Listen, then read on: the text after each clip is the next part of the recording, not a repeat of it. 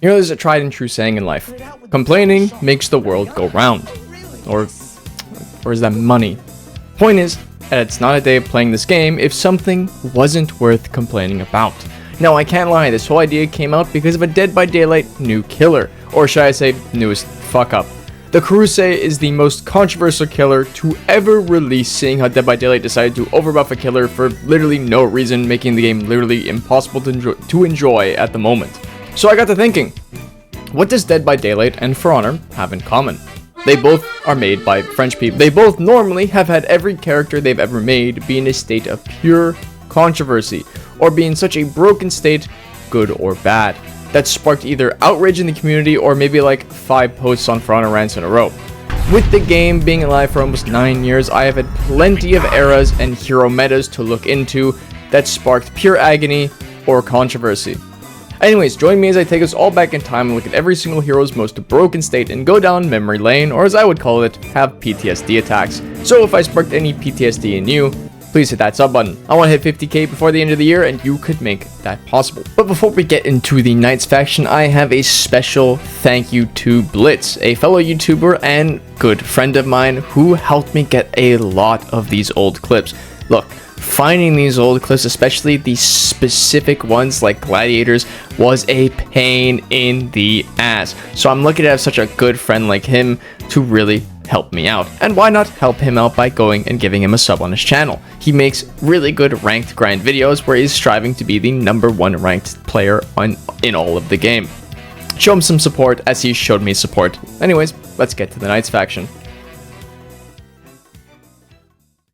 Warden has had plenty of controversies, and it would be criminal to leave any of them out. The most outrageous one he had was a bug where he was able to instantly kill you with a drop attack on guard break. A total go fuck yourself to anyone. But since that got patched out fairly quickly, I wanted to look at something that Warden had majority of his life. The back dodge shoulder bash was Warden's go-to in every single fight. If you think today is bad where Warden refuses to use his lights, heavies, or even zone attack because of how fairly reactable they are, imagine a state where you could literally outspace you 24/7 by seemingly running away while also having the best offensive bash in the game. In an era where tracking on almost every move was a shell of what we have today, combined with Warden using his range on his bashes for the first time to his advantage, most fights would be him backpedaling constantly until he decided that it was his turn to put you in a vortex of either bash or guard break soft feint. If you ever want to feel how this felt, you can go into the campaign today and check it out for yourself. Something that was almost as controversial though as the back dodge shoulder bash was the new voice acting the developers tried to give Warden with the release of Marching Fire. Every hero would obtain new voice actors, some really good, some but none would spark more controversy than Warden's new voice actor. Ubisoft took this rugged, battle-worn knight with the amazing voice actor of Liam O'Brien and decided that they could since they couldn't get him back for his role, use someone with a way higher pitched, more bougie Warden trust fund kid voice. This would spark outrage in literally every single Warden meme because it just sounded like such a downgrade, and while other heroes still had it worse, since Warden was picked more often, more people came out and complained. Even non-Warden mains defended this seemingly overwhelmingly negative downgrade. No hate to the voice actor at the end of the day, who took over, but you just couldn't top Liam O'Brien's performance. Conq is a hero that I'd be calling a punching bag of Ubisoft and the community for the last 2 years, where heroes would get rework after rework while the devs would say, yeah, Conq, he's coming next, only for them to go, yeah, we're still working on it. Conq was and still is a hero that physically cannot punish opponents who want to run away from him in a fight. Probably the most enraging thing in the game to watch happen over and over again. As of the recent patch, Ubisoft gave Conq a roll catch that was promised to him 1,000 years ago. But was it good? No. Since the community had been waiting literally 2 years for this move to come out, they expected a good roll catch. That wasn't like the abomination that was given to Lawbringer being a literal animation cancel. When they finally showed it off, they were met with critical acclaim. More or less all positive responses because while it did look decently goofy, it was very fitting for him as a character. The only issue is though, after immense testing from the people in the community, they were able to dissect this move on every scale and show off that this move that was supposed to fix years of neglect would actually do everything except catch rolls. It would be one of the best option selects in the game in terms of damage and defensive capabilities, with no guard break vulnerability and the full block cancel recovery, but literally with any poor positioning, be useless in the one thing it was made to do.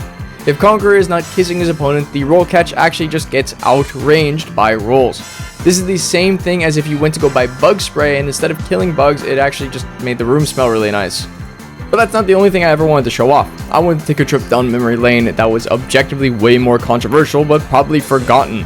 Season 1 of For Honor was regarded as some of the best For Honor, but when I show you stuff like this, you'd probably think otherwise. Flickers are something that still exists today, but never on this level that Conqueror had. Now, I don't really know the whole mechanic behind it, but if Conqueror just spun his guard around you while changing heavy attacks, he would warp his animation and throw random indicators at you. These were seemingly unreactable at times, and there was very little you can actually do about it. Seeing as the fastest side attacks in the game back then were either 600 or 500 MS on assassins, the Conqueror was fully able to react to them and throw a heavy attack with superior block properties and just negate your offense. I didn't play the game during that time, or maybe I didn't play at that level where people were playing like this, but I don't think I would have kept playing if I had to deal with this 24/7. Peacekeeper has lived in a world of limbo where no matter what, it has left players unhappy in her state. Even in today, we see the devs trying to put her in multiple testing grounds with feat changes to no avail because the community just isn't happy with them. But no state of hers was as bad as release. Peacekeeper's dagger cancel is Peacekeeper's best move today, giving her enhanced lights on bleeding targets and just giving her a good 50-50 prediction in a 1v1. Back then, dagger cancel instead of coming from the top direction would actually come from the same side the heavy attack was being thrown from. And yes, this would be a light parry if opponents went to parry you. Now I can't remember if she had soft feint to guard break, but in terms of useless moves, dagger cancel would actually have literally no use, seeing as you'd be putting yourself in a worse state for literally less than nothing. Lawbringer even today is a controversial topic with iframes on dodge bash while being insanely good and almost the best duelist in the game. But back in ye old days of For Honor, Lawbringer had a unique mechanic where any successful block Lawbringer upon hitting guard break would get a guaranteed shove. This shove would guarantee nothing but put your opponents in a 50-50 for the bare minimum, either a free light attack after shove that couldn't be blocked but could be dodged, or a guard break / heavy attack to track the dodge. Keep in mind, plenty of heroes back then, unlike today, had no actual offensive bash to use against him, which forced them to play on the Lawbringer's rule set. This would leave games lasting for however long the game allowed them to play, that were either you attacking him and hope he couldn't react to a 600 millisecond light attack, or suffer the roulette wheel of shove on block. Centurion's launch state was infamous for how buggy his launch was, and I think everyone expects this one for Centurion's edition, and that's his infinite wall splat punish. If you live under a rock or are genuinely new to the game, Centurion on launch had the capability to lock you in a never-ending infinite chain wall splat with jab and kick. These on release would wall splat long enough to allow your opponent to get a fully charged heavy into confirmed level 1 and level 3 batch. Basically, if you had gotten yourself into a position where the Centurion could wall splat you, that was it. You had lost. You were a dead man walking. It doesn't matter, because unless he failed at hitting a single button on his keyboard or controller, the fight was over again before you died. Now ultimately, if you ask anyone, Gladiator today is a controversial character for somehow being a hero that gets dogged on by pro players while also making everyone else's games a living nightmare. If you ever talk to anyone who takes this game seriously enough to play it competitively, they will just tell you that Gladiator is one of the easiest heroes to sit there and react to. There used to be a time, though, where he was a nightmare for both sides. A long time ago, there was a time when Gladiator was the meta pick. His toe stab fed very little to no revenge, and Skewer only fed the direct damage the move did, making a 37 damage move feed seriously no revenge, since the direct damage we were talking about was a whopping 2 damage out of the 37, leading to tons of 100-0 ganks that physically had no counter the second you were put into them. Ganking with a Gladiator at any level was seen as an easy mode gank because you didn't have to care about feeding, since both Toe Stab and Skewer were near incapable of feeding revenge on hit. I have changed Black Priors about 4 times now because something more controversial kept popping up over and over again. First, of course, I thought Oathbreaker pre-nerf. Then I thought, well, if I'm looking at one feat, let's look at all of the pre-nerfed feats. Then even after all of that, something even more controversial showed up at my doorstep, and that was Bulwark on release. Obviously, it took feats into account, and flipping people who threw feats at you like Fire Flask and Pugo Mortis outright tanked the hit with you, but the worst part was the properties on flip were even more insane than that. Bumping in this game is a very niche mechanic. You see it when you bump into minions, or if someone wall spots into you, or runs into you while in hit stun.